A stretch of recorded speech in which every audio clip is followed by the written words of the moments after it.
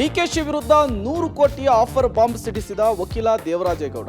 ದೇವರಾಜೇಗೌಡ ಒಬ್ಬ mental case ಹಿಂಗೆ ಹೇಳಿದ್ಯಾರು? ಕೊನೆಗೂ ಮೌನವನ್ನು ಮುರಿದ ದೊಡ್ಡಗೌಡರು. ವಿರೋಧಿಗಳಿಗೆ ಕೊಟ್ಟಿದ್ದಂತಹ ಟಾಂಗ್ 100 ಕೋಟಿ ಆಫರ್ ಬಗ್ಗೆ ಸಚಿವರಾದ ಪ್ರಿಯಾಂಕ್ ಖರ್ಗೆ, ಚಲುವರಾಯಸ್ವಾಮಿ ತಿರುಗೇಟು. ಸ್ವದೇಶಕ್ಕೆ ಮರಳದ ಪ್ರಜ್ವಲ್ ವಿರುದ್ಧ ಎಸ್ಐಟಿ ಹೊಸ ಅಸ್ತ್ರ ಏನದು? ಎಲ್ಲವನ್ನು ನೋಡೋಣ ಕರ್ನಾಟಕ ಟಾಪ್ 20ಯಲ್ಲಿ. ಪೆನ್ಡ್ರೈವ್ ಪ್ರಕರಣದಲ್ಲಿ ವಕೀಲ ದೇವರಾಜೇಗೌಡ ದಿನಕ್ಕೊಂದು ಸ್ಫೋಟಕ ಹೇಳಿಕೆಯನ್ನ ನೀಡುತ್ತಾ ಇದ್ದಾರೆ. ಪೆನ್ಡ್ರೈವ್ ಲೀಕ್ ಆಗೋದಕ್ಕೆ ಡಿಕೆ ಶಿವಕುಮಾರ್ ಕಾರಣ ಎಂದಿದ್ದ ದೇವರಾಜೇಗೌಡ ಇದೀಗ ಡಿಕೆ ಶಿವಕುಮಾರ್ ವಿರುದ್ಧ 100 ಕೋಟಿಯ ಆಫರ್ ಬಾಂಬ್ ಸಿಡಿಸಿದ್ದಾರೆ. ಪ್ರಜ್ವಲ್ ಕಾರ್ ಡ್ರೈವರ್ ಕಾರ್ತಿಕ್ ಮೂಲಕ ಪೆನ್ಡ್ರೈವ್ ತಯಾರಿ ಮಾಡಿಸಿದ್ರು. ಇದಕ್ಕಾಗಿ 4 ಸಚಿವರ ಕಮಿಟಿಯನ್ನು ಕೂಡ ಮಾಡಿದ್ರು ಅಂದಿದ್ದಾರೆ. ಚಲುವರಾಯಸ್ವಾಮಿ, ಕೃಷ್ಣ ಬೈರೇಗೌಡ, ಪ್ರಿಯಾಂಕ ಖರ್ಗೆ ಸೇರಿ ಇನ್ನೊಬ್ಬ ಸಚಿವರಿಗೆ ಹೊಣೆ ನೀಡಲಾಗಿತ್ತು ಅಂತ ಆರೋಪಿಸಿದ್ದಾರೆ. ಚನ್ನಪಟ್ಟಣದ ಗೋಪಾಲಸ್ವಾಮಿ ಮೂಲಕ ಬೌರಿಂಗ್ ಕ್ಲಬ್ನ ರೂಮ್ ನಂಬರ್ 110ಕ್ಕೆ 5 ಕೋಟಿ ರೂಪಾಯಿ ಹಣವನ್ನು ಕೂಡ ಕಳುಹಿಸಿದ್ರು. ಕುಮಾರಸ್ವಾಮಿ ನಾಯಕತ್ವಕ್ಕೆ ಕೆಟ್ಟ ಹೆಸರು ತರೋದಕ್ಕೆ, ಮೋದಿ ಅವರ ಹೆಸರಿಗೆ ಕಳಂಕ ತರೋದಕ್ಕೆ ಡಿಕೆ ಶಿವಕುಮಾರ್ ಈ ರೀತಿ ಮಾಡಿದ್ರು ಅಂತ ಗಂಭೀರವಾಗಿ ಆರೋಪಿಸಿದ್ದಾರೆ. ಇನ್ನು ಡಿಕೆ ವಿರುದ್ಧ ದೇವರಾಜೇಗೌಡ ಮಾಡ್ತಿರುವ ಆರೋಪ ನಿಜಾನಾ? ಖಚಿತ ದಾಖಲೆ ಇಟ್ಟುಕೊಂಡೇ ಪದೇ ಪದೇ ಆರೋಪಿಸ್ತಾ ಇದ್ದಾರಾ ಅಥವಾ ಗಾಳಿಯಲ್ಲಿ ಗುಂಡು ಹೊಡಿತಾ ಇದ್ದಾರಾ ಅನ್ನೋದು ತನಿಖೆಯ ಬಳಿಕವೇ ಗೊತ್ತಾಗಬೇಕಿದೆ. ನನಗೆ ಸುಮಾರು 100 ಕೋಟಿ ರೂಪಾಯಿ ಆಫರ್ ಕೊಟ್ಟರು. 5 ಕೋಟಿ ರೂಪಾಯಿ ಅಡ್ವಾನ್ಸ್ ಅನ್ನ ದುಡ್ಡನ್ನ ಬೋರಿಂಗ್ ಕ್ಲಬ್ಗೆ ರೂಮ್ ನಂಬರ್ 110 ಕಳಿಸಿದ್ರು. ಆ ಮೀಟಿಂಗ್ಗೆ ನನಗೆ ಯಾರು ಹೇಳಿ, ನಮ್ಮ ಎ ಗೋಪಾಲಸ್ವಾಮಿ ಇದನ್ನಲ್ಲ, ಚನ್ನಪಟ್ಟಣ ಗೋಪಾಲಸ್ವಾಮಿನ ಸಂಧಾನ ಕಳಿಸಿದ್ರು. ಅಲ್ಲಿ 5 ಕೋಟಿ ರೂಪಾಯಿ ಕ್ಯಾಶ್ ಕೊಟ್ಟು ಕಳಿಸಿದ್ರು. ಅಲ್ಲಿ ಎಷ್ಟು ಕೋಟಿ ಆಫರ್ ಮಾಡಿದ್ದು? 100 ಕೋಟಿ ರೂಪಾಯಿ 100 ಕ್ರೋಸ್. ಯಾರು ಸರ್ ಆಫರ್ ಮಾಡಿದ್ದು? D K Shivakumar.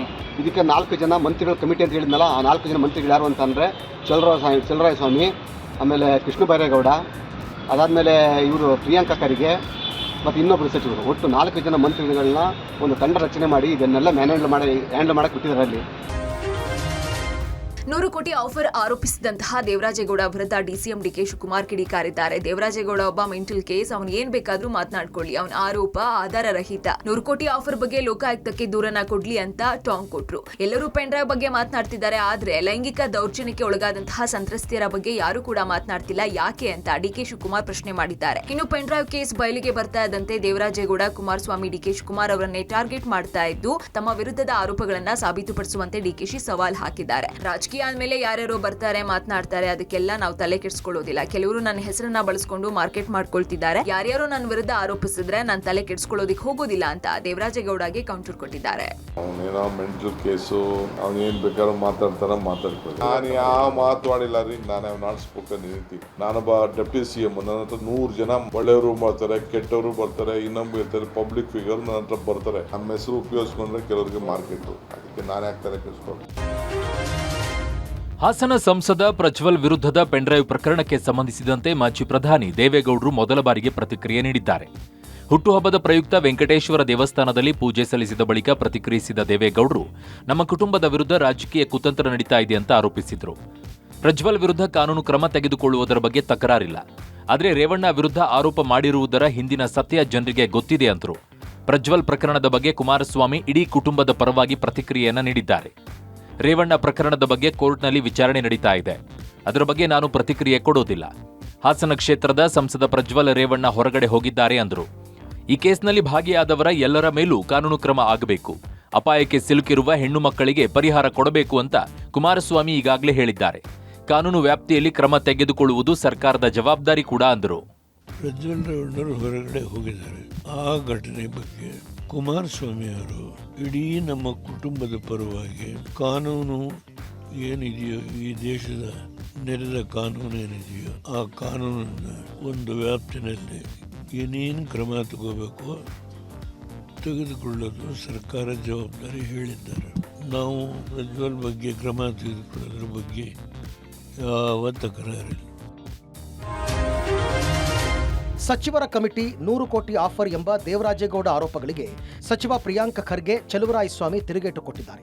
ಆಫರ್ ಕೊಟ್ಟಿದ್ರೆ ಆಗಲೇ ಅಮಿತ್ ಶಾಗೆ ಹೇಳಬೇಕಿತ್ತು. ಪೊಲೀಸ್ ವ್ಯಾನ್ನಲ್ಲಿ ಕುಳಿತುಕೊಂಡು ಹೇಳಿದ್ರೆ ಅದು ಸಾಕ್ಷನ ಅಂತ ಪ್ರಿಯಾಂಕ ಖರ್ಗೆ ಕೌಂಟರ್ ಕೊಟ್ಟಿದ್ದಾರೆ. ಬೌರಿಂಗ್ ಕ್ಲಬ್ನಲ್ಲಿ CCTV ದೃಶ್ಯಾವಳಿ ತೆಗೆಯಲಿ, ದೇವರಾಜೇಗೌಡ ಸಾಕ್ಷ್ಯ ಕೊಟ್ಟು ಮಾತನಾಡಲಿ, ಸರ್ಕಾರ ಬೀಳುತ್ತೆ ಅನ್ನೋದಕ್ಕೆ ಇವರೆಲ್ಲ ಯಾರು?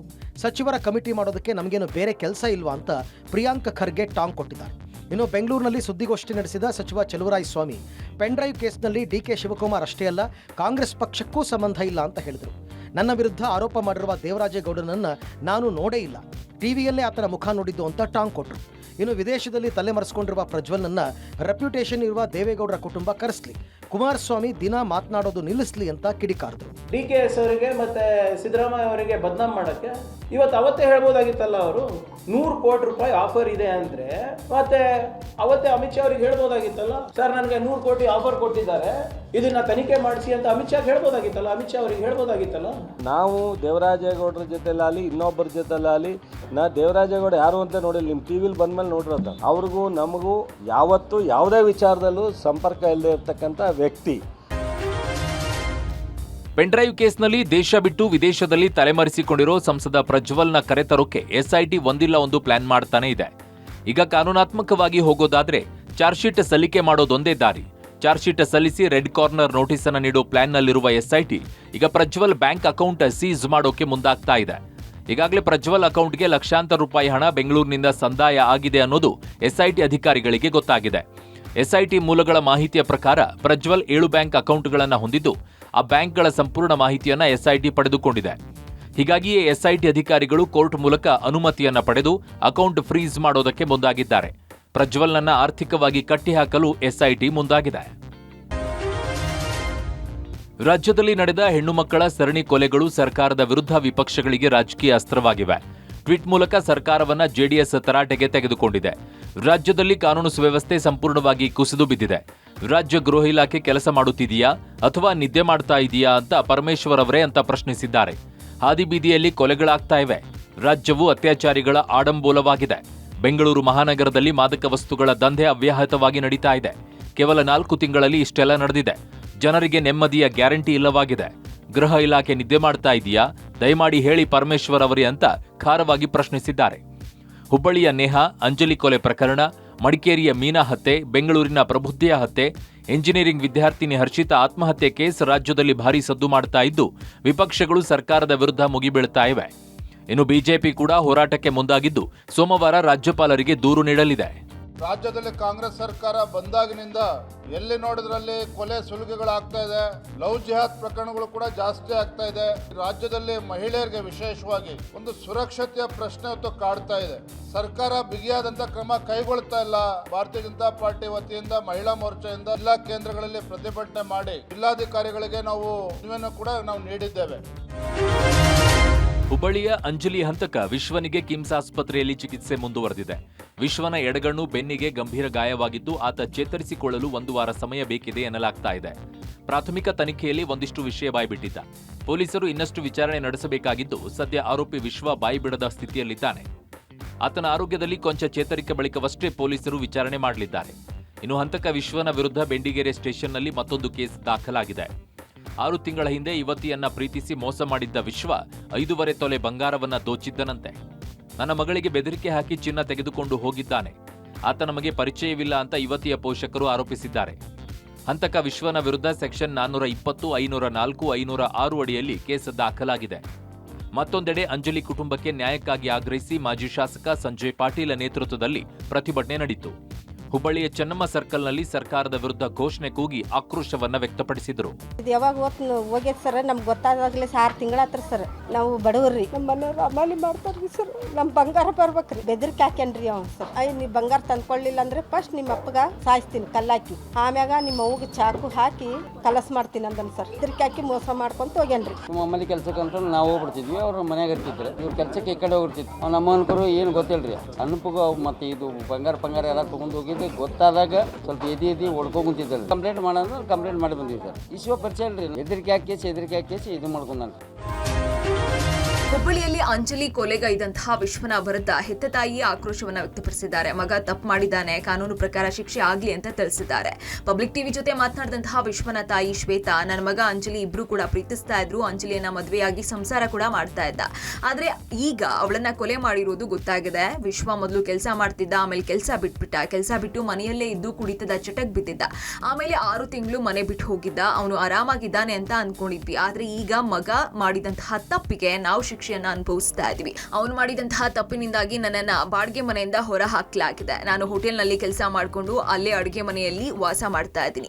ಅವನಿಂದ ನಮ್ಮ ಮಾನ ಮರ್ಯಾದೆ ಹೋಗಿದೆ. ಅವನನ್ನ ನೋಡೋದಿಕ್ಕೂ ಕೂಡ ನಾನು ಕಿಮ್ಸ್ಗೆ ಹೋಗಿಲ್ಲ ಅಂತ ಇದೇ ಮೊದಲ ಬಾರಿಗೆ ಆರೋಪಿ ವಿಶ್ವನ ತಾಯಿ ತಮ್ಮ ನೋವನ್ನ ತೋಡ್ಕೊಂಡಿದ್ದಾರೆ. ಅವ ಮಾಡೇನ್ರಿ, ಅವನ ತಪ್ಪಿಗೆ ಶಿಕ್ಷೆ ಅನುಭವಿಸ್ತಾನ್ರಿ. ಚಲೋ ಇದ್ದಾರಿ. ಈಗ 1-4 ವರ್ಷಕ್ಕಂದ್ರೆ ಹದಗೆಟ್ಟು ಬಿಟ್ಟಾನ್ರಿ. ನಾನು ಇಬ್ರು ಚಲೋ ಇರ್ಬೋದು ಬಿಡ, ಮದುವೆ ಮಾಡ್ಕೊಂಡು ನಮಗೆ ಎದಕ್ಕೆ ಬೇಕಾ, ಫೋನ್ ಮಾಡ್ತಾನೆ ಬಿಡ ಇವತ್ತಿಲ್ಲ ನಾಳೆ ಅಂತ ನಾ ಸುಮ್ಮನೆ ಅದೇ. ತಾಯಿ ನೋಡಿದ್ರೆ ಬೀದಿಗೆ ಬಂದಂಗೆ ಆತ್ರಿ. ಮನೆ ಖಾಲಿ ಮಾಡ್ಕೊಂಡು ತಾಯಿಗೆ ಬೀದಿಗೆ ಬಂದಂಗೆ ಆತ್ರಿ. ಈಗೆಲ್ಲ ಮಾನ ಮರ್ಯಾದೆಲ್ಲ ಹೋದಂಗೆ ಆತ್ರಿ ಈಗ. ಕಿರುತೆರೆ ನಟಿ ಪವಿತ್ರ ಜಯರಾಮ್ ಸಾವಿಗೀಡಾದ ಬೆನ್ನಲ್ಲೇ ಆಕೆಯ ಸ್ನೇಹಿತ ಚಂದ್ರು ಕೂಡ ಆತ್ಮಹತ್ಯೆಗೆ ಶರಣಾಗಿದ್ದಾರೆ. ತೆಲುಗು ಕಿರುತೆರೆಯಲ್ಲಿ ಖ್ಯಾತಿ ಪಡೆದಿರುವ ನಟ ಚಂದ್ರಕಾಂತ್ ಹೈದರಾಬಾದ್ನ ಪವಿತ್ರ ನಿವಾಸದಲ್ಲೇ ನೇಣು ಬಿಗಿದುಕೊಂಡು ಆತ್ಮಹತ್ಯೆ ಮಾಡಿಕೊಂಡಿದ್ದಾರೆ. ಇದೇ ತಿಂಗಳ 12ರಂದು ಅಪಘಾತದಲ್ಲಿ ಪವಿತ್ರ ಜಯರಾಮ್ ಮೃತಪಟ್ಟಿದ್ದರು. ನಟ ಚಂದ್ರು ಕಣ್ಣೆದುರಲ್ಲೇ ಪವಿತ್ರ ಕೊನೆಯುಸಿರೆಳೆದಿದ್ದರು. ಖಿನ್ನತೆಗೆ ಒಳಗಾಗಿದ್ದ ಚಂದ್ರು ಪವಿತ್ರ ಮೃತಪಟ್ಟ ಕೇವಲ ಒಂದೇ ವಾರದಲ್ಲಿ ಸೂಸೈಡ್ ಮಾಡಿಕೊಂಡಿದ್ದಾರೆ. ಇನ್ನು ಪವಿತ್ರ ಚಂದ್ರು ಮಧ್ಯೆ ಇದ್ದ ಸಂಬಂಧದ ಬಗ್ಗೆ ಮೊದಲ ಬಾರಿ ಪತ್ನಿ ಸ್ವಾತಿ ಬಿಚ್ಚಿಟ್ಟಿದ್ದಾರೆ. ಪವಿತ್ರ ಮೊದಲು ಚಂದ್ರಕಾಂತ್ನನ್ನ ಅಣ್ಣಯ್ಯ ಅಂತ ಕರೀತಾ ಇದ್ರು. ಲಾಕ್ಡೌನ್ ಸಮಯದಿಂದ ಇಬ್ಬರ ಮಧ್ಯೆ ಸಂಬಂಧ ಇತ್ತು ಅಂತ ಆರೋಪಿಸಿದ್ದಾರೆ. ಪವಿತ್ರ ಪರಿಚಯ ಆದ ಬಳಿಕ ನನ್ನ ಪತಿ ನನ್ನಿಂದ ದೂರ ಆದರು, ನನ್ನ ಮೇಲೆ ದೌರ್ಜನ್ಯ ಎಸಗುತ್ತಾ ಇದ್ರು ಅಂತ ಕಣ್ಣೀರು ಹಾಕಿದ್ದಾರೆ. ಆತ ಅಣ್ಣನನ್ನ ನೆನೆದು ಚಂದ್ರಕಾಂತ್ ಸಹೋದರಿಯೂ ಕಣ್ಣೀರು ಹಾಕಿದ್ದಾರೆ. ಕೊನೆಯದಾಗಿ ನಿನ್ನೆ ಬೆಳಗ್ಗೆ ನನ್ನ ಜೊತೆ ಮಾತನಾಡಿದ್ದ. ಪವಿತ್ರ ಇನ್ಶೂರೆನ್ಸ್ಗೋಸ್ಕರ ಹೋಗ್ತಾ ಇದ್ದೀನಿ, ಯಾರೂ ಬೇಡ ಒಬ್ಬನೇ ಹೋಗ್ತೀನಿ ಅಂತ ಹೇಳಿದ್ದ. ಮತ್ತೆ ನಾನು ಎಷ್ಟೇ ಕಾಲ್ ಮಾಡಿದ್ರೂ ತೆಗಿಲಿಲ್ಲ. ಫ್ರೆಂಡ್ಸ್ಗೆ ಫೋನ್ ಮಾಡಿ ವಿಚಾರಿಸೋದಕ್ಕೆ ಹೇಳಿದಾಗ ಅವನು ಸುಸೈಡ್ ಮಾಡ್ಕೊಂಡಿರೋದು ಗೊತ್ತಾಯಿತು. ಪವಿತ್ರನೇ ಪ್ರಪಂಚ ಅಂತ ತಿಳ್ಕೊಂಡಿದ್ದ. ಚಿಕ್ಕ ಮಕ್ಕಳನ್ನೂ ಮಾತನಾಡಿಸ್ತಾ ಇರಲಿಲ್ಲ. ನಾವ್ಯಾರೂ ಅವನಿಗೆ ನೆನಪಾಗ್ಲಿಲ್ವಾ ಅಂತ ಗೋಳಾಡಿದ್ದಾರೆ.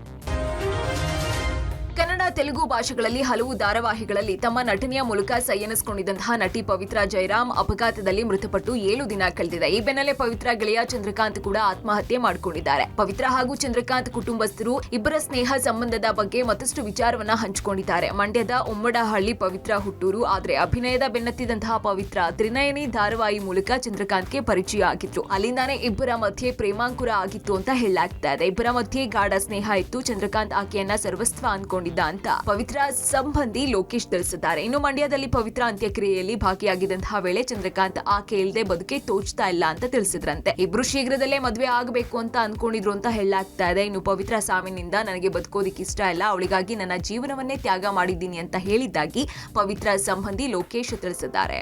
ಪವಿತ್ರ ಬುಟ್ಟಿ ನನ್ನ ಕೈಲಿ ಏನು ಇರೋಕ್ಕಾಗಲ್ಲ. ಪವಿತ್ರನೇ ನನ್ನ ಜೀವ ಆಗಿತ್ತು. ಎಲ್ಲದಕ್ಕೂ ಅವಳೇ ಸ್ಫೂರ್ತಿ ಮಾಡ್ಕೊಂಡು ನಾನು ಅವಳ ಮುಂದೆ ಬಿಟ್ಕೊಂಡು ಹೋಗ್ತಾ ಇದ್ದಿದ್ದೆ. ನಾನು ಇರಬೇಕೋ ಏನು ಮಾಡ್ಕೋಬೇಕು ಅಂತ ನನಗೆ ಗೊತ್ತಾಯ್ತಲ್ಲ. ಈ ಸಾವಾಗಿರೋದ್ರಿಂದನೇ ಅವ್ರಿಗೆ ಊಟ ತಿಂದ್ರೋ ತಿಂದಿಲ್ವೋ ಏನೂ ಗೊತ್ತಿಲ್ಲ. ಅವ್ರು ಅದನ್ನೇ ಒಂದು ಚಿಂತೆ ಮಾಡ್ಕೊಬಿಟ್ಟು ಇದು ಮಾಡಿದ್ದಾರೆ. ಇಂದು ಮಾಜಿ ಪ್ರಧಾನಿ ದೇವೇಗೌಡರು 92ನೇ ವಸಂತಕ್ಕೆ ಕಾಲಿಟ್ಟಿದ್ದಾರೆ. ದೇವೇಗೌಡರ ಹುಟ್ಟುಹಬ್ಬಕ್ಕೆ ಪ್ರಧಾನಿ ಮೋದಿ, ಸಿಎಂ ಸಿದ್ದರಾಮಯ್ಯ ಸೇರಿದಂತೆ ಹಲವು ಗಣ್ಯರು ಶುಭಾಶಯ ಕೋರಿದ್ದಾರೆ. ಟ್ವೀಟ್ ಮೂಲಕ ಶುಭಾಶಯ ಕೋರಿರುವ ಮೋದಿ ದೇವೇಗೌಡರನ್ನ ಹಾಡಿ ಹೊಗಳಿದ್ದಾರೆ. ದೇವೇಗೌಡ ಅವರು ರಾಷ್ಟ್ರಕ್ಕೆ ಸಲ್ಲಿಸಿದ ಸೇವೆಗಾಗಿ ರಾಜಕೀಯ ವಲಯದಾದ್ಯಂತ ಗೌರವಾನ್ವಿತರಾಗಿದ್ದಾರೆ. ಕೃಷಿ ಮತ್ತು ಗ್ರಾಮೀಣಾಭಿವೃದ್ಧಿಯಲ್ಲಿ ಅವರ ಒಲವು ಗಮನಾರ್ಹವಾಗಿದೆ. ಅವರ ದೀರ್ಘ ಮತ್ತು ಆರೋಗ್ಯಕರ ಜೀವನಕ್ಕಾಗಿ ಪ್ರಾರ್ಥಿಸುತ್ತೇನೆ ಅಂತ ಹಾರೈಸಿದ್ದಾರೆ. ಸಿಎಂ ಸಿದ್ದರಾಮಯ್ಯ ಕೂಡ ಟ್ವೀಟ್ ಮಾಡಿ ಶುಭ ಕೋರಿದ್ದಾರೆ. ಮಾಜಿ ಪ್ರಧಾನಿಗಳು ಜನತಾದಳ ಪಕ್ಷದ ವರಿಷ್ಠರಾದ ಎಚ್.ಡಿ. ದೇವೇಗೌಡರಿಗೆ ಜನ್ಮದಿನದ ಹಾರ್ದಿಕ ಶುಭಾಶಯಗಳು. ತಮಗೆ ಇನ್ನಷ್ಟು ಕಾಲ ಆಯಸ್ಸು, ಉತ್ತಮ ಆರೋಗ್ಯವನ್ನ ದೇವರು ನೀಡಲಿ. ತಮ್ಮ ಅನುಭವ, ಮಾರ್ಗದರ್ಶನ ಮುಂದೆಯೂ ನಾಡಿಗೆ ದೊರಕಲಿ ಅಂತ ಹಾರೈಸಿದ್ದಾರೆ. ಎಎಪಿ ಸಂಸದೆ ಸ್ವಾತಿ ಮಲಿವಾರ್ ಮೇಲಿನ ಹಲ್ಲೆ ಪ್ರಕರಣಕ್ಕೆ ಸಂಬಂಧಪಟ್ಟಂತೆ ದೆಹಲಿ ಪೊಲೀಸರು ಸಿಎಂ ಕೇಜ್ರಿವಾಲ್ ಆಪ್ತ ಬಿಭವ್ ಕುಮಾರ್ನನ್ನ ಬಂಧಿಸಿದ್ದಾರೆ. ಮೇ 13ರಂದು ಸಿಎಂ ನಿವಾಸದಲ್ಲಿ ಸ್ವಾತಿ ಮಲಿವಾಲ್ ಮೇಲೆ ದೈಹಿಕವಾಗಿ ಹಲ್ಲೆ ನಡೆಸಿದಂತಹ ಆರೋಪದ ಮೇಲೆ ದೆಹಲಿ ಪೊಲೀಸರು ಬಿಭವ್ ಕುಮಾರ್ ವಿರುದ್ಧ ಕೇಸ್ ದಾಖಲಿಸಿಕೊಂಡಿದ್ರು. ನನ್ನ ಕೆನ್ನೆಗೆ 7-8 ಬಾರಿ ಹೊಡೆದಿದ್ರು, ನನ್ನ ಕಿಬ್ಬೊಟ್ಟಿಗೂ ಕೂಡ ಕಾಲ್ನಿಂದ ಒದ್ದು ಹಲ್ಲೆ ನಡೆಸಿದ್ರು ಅಂತ ನಿನ್ನೆ ಕೋರ್ಟ್ನಲ್ಲಿ ಸ್ವಾತಿ ಮಲಿವಾಲ್ ಹೇಳಿಕೆಯನ್ನ ದಾಖಲಿಸಿದ್ರು. ಇನ್ನು ಬಿಭವ್ ಕುಮಾರ್ ಮೇಲೆ ಐಪಿಸಿ ಸೆಕ್ಷನ್ 308, 341, 354B, 506, 509 ಅಡಿಯಲ್ಲಿ ಎಫ್ಐಆರ್ ದಾಖಲಾಗಿದೆ. ಈ ಮಧ್ಯೆ ದೆಹಲಿ ಮುಖ್ಯಮಂತ್ರಿ ಅರವಿಂದ್ ಕೇಜ್ರಿವಾಲ್ ಅವರ ನಿವಾಸದಿಂದ ಮಲಿವಾಲ್ ಹೊರ ಹೋಗ್ತಾ ಇರುವಂತಹ ಸಿಸಿಟಿವಿ ದೃಶ್ಯಾವಳಿ ಕಂಡು ಬಂದಿದೆ. ಇನ್ನು ಮೇ 13ರಲ್ಲಿ ದಾಖಲಾದಂತಹ ಸಿಸಿಟಿವಿ ದೃಶ್ಯಾವಳಿ ಇದಾಗಿದ್ದು, ಮಹಿಳಾ ಭದ್ರತಾ ಸಿಬ್ಬಂದಿ ದೆಹಲಿ ಸಿಎಂ ನಿವಾಸದಿಂದ ಮಲಿವಾಲ್ ಅವರನ್ನ ಬೆಂಗಾವಲು ಮಾಡ್ತಾ ಇರುವುದನ್ನ ತೋರಿಸಲಾಗ್ತಾ ಇದೆ. ಇನ್ನು ಮಲಿವಾಲ್ ಅವರು ಹಿಡಿತದಿಂದ ಬಿಡಿಸಿಕೊಳ್ಳೋದಕ್ಕೆ ಭದ್ರತಾ ಸಿಬ್ಬಂದಿಯನ್ನ ತಳ್ತಾ ಇರೋದನ್ನ ಕೂಡ ಕಾಣಬಹುದು.